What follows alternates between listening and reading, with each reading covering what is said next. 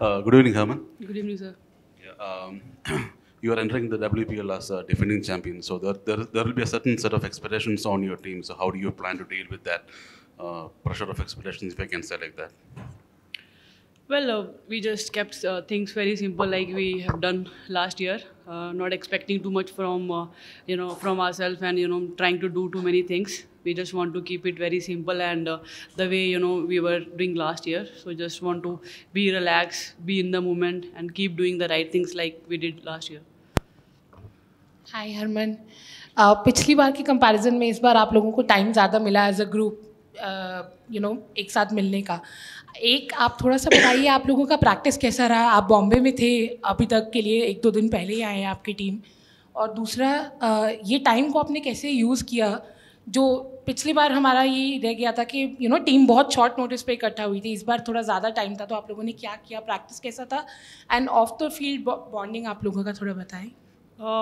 जी हाँ, हमने बॉम्बे में कैंप करा था अपने होम ग्राउंड पे, और वहाँ पर बहुत अच्छी फैसिलिटीज़ है और उस फैसिलिटीज़ को हमने अच्छे से यूज़ करा। नाइट प्रैक्टिस मिली, प्लस प्रैक्टिस गेम्स खेलने को मिली, so that we can try out new combinations, और सबको इक्वल चांसेस मिले, सो दैट प्लेइंग जब भी हम पहला मैच खेलेंगे तो we can feel we are ready. तो यह मतलब अच्छा प्रैक्टिस हुआ, अच्छा टाइम मिला एक दूसरे के साथ। लास्ट ईयर हमें एक्स्ट्रा टीम बॉन्डिंग सेशंस करने पड़ रहे थे, बट इस time we spend more time on the field, तो सो दैट जो न्यू गर्ल्स अभी टीम में ऐड हुई हैं उनके साथ रहकर प्रैक्टिस कर सकें, उनको देख सकें कि वो लोग कैसे टीम में एडजस्ट होंगे। तो अच्छा क्वालिटी टाइम मिला एक दूसरे के साथ, which is good, and quite feeling quite balance, क्योंकि काफ़ी बैलेंस टीम है इस बार हमारे पास, और काफ़ी कॉन्फिडेंट भी हैं। होपफुली जैसे लास्ट ईयर खेले थे वैसे इस साल भी खेले।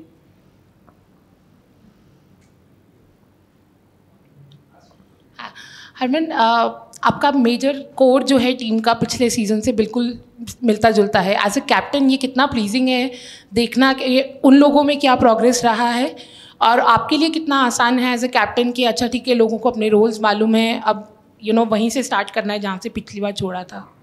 आई थिंक ये तुम्हारे लिए थोड़ा इजी है, क्योंकि बिल्कुल न्यू टीम नहीं है, क्योंकि न्यू टीम होती तो फिर न्यू कॉम्बिनेशंस देखने पड़ते, थोड़ा सा और एक्स्ट्रा हार्ड वर्क करना पड़ता।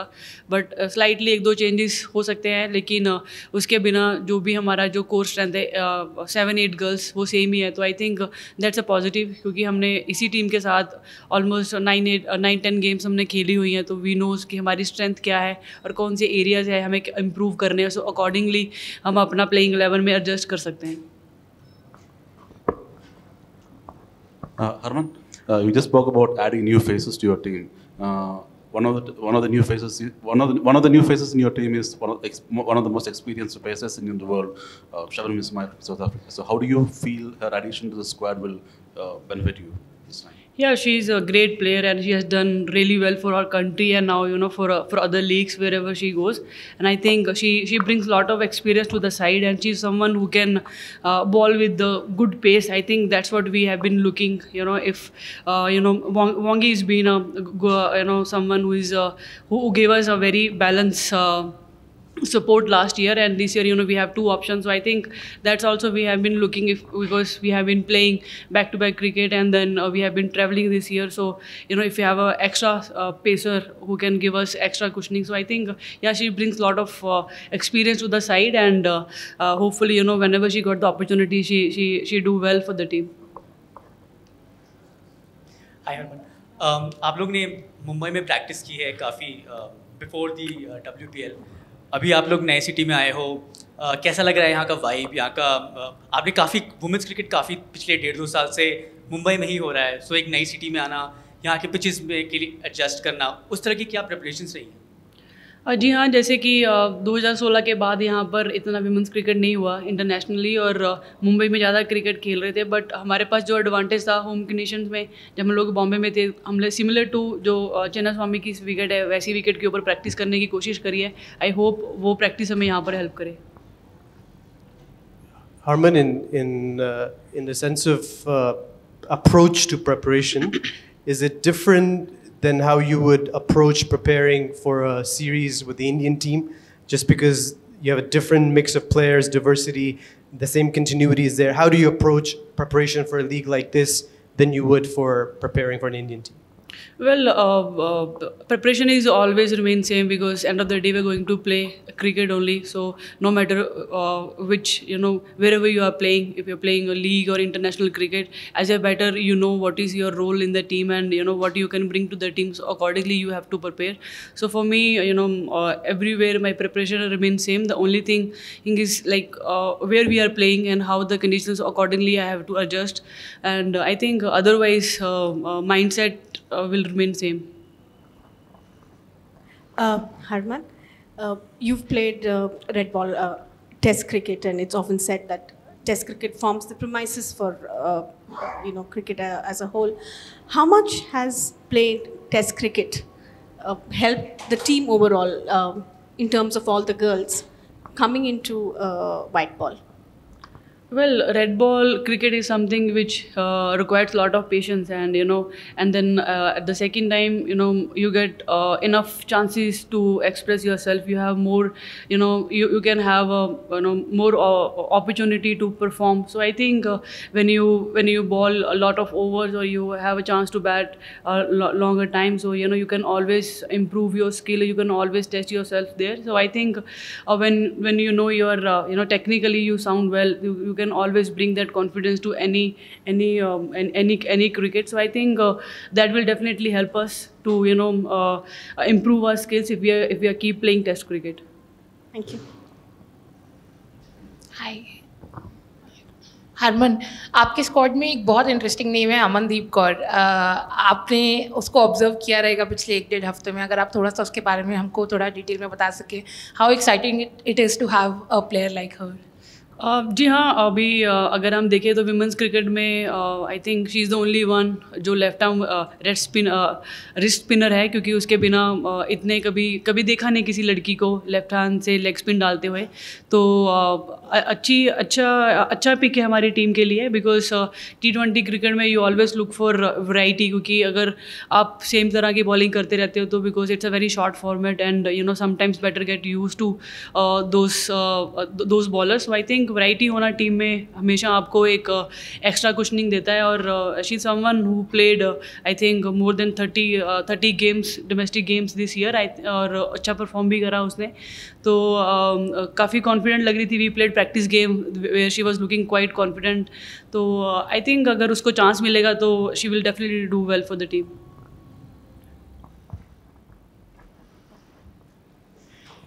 हाय Harman, Mumbai Indians defending champion है, एंड दैट टू वो अपने होम पे जीता था. तो एक ऐसी सिटी में आना जहां आपको होम सपोर्ट नहीं मिलेगा, और होम सपोर्ट का I mean Mumbai Indians, and defending champion होने का एक टैग एडेड प्रेशर भी लेके आता है. तो एज अ कैप्टन आपको लग रहा है कि आपके साथ एक डिफेंडिंग चैम्पियन होने का टैग है और होम सपोर्ट ना होने का लग रहा है, आपको ऐसा फील हो रहा है कि वो कमी खलेगी आपको? देखिए, ऑब्वियसली एडवांटेज था लास्ट टाइम, क्योंकि हम लोग होम कंडीशन में खेल रहे थे और बहुत सारे सपोर्टर थे, और प्लस हमारा टीम भी काफ़ी बैलेंस था. दिस ईयर अगर हम 5 टीमें देखें तो काफ़ी बैलेंस है, न्यू प्लेयर्स ऐड हुए हैं, और एट द सेम टाइम हमारी टीम में भी हमने भी अकॉर्डिंग टू टीम हमने भी चेंजेस लाए हैं. तो हमारी टीम भी पहले वाली टीम से काफ़ी बैलेंस है. और इफ़ आई टॉक अबाउट कि लास्ट ईयर जो हुआ था, it's a history now, we can't change it. और बट प्रेजेंट में रहकर जो भी हमें करना है उसी हिसाब से we have to prepare it.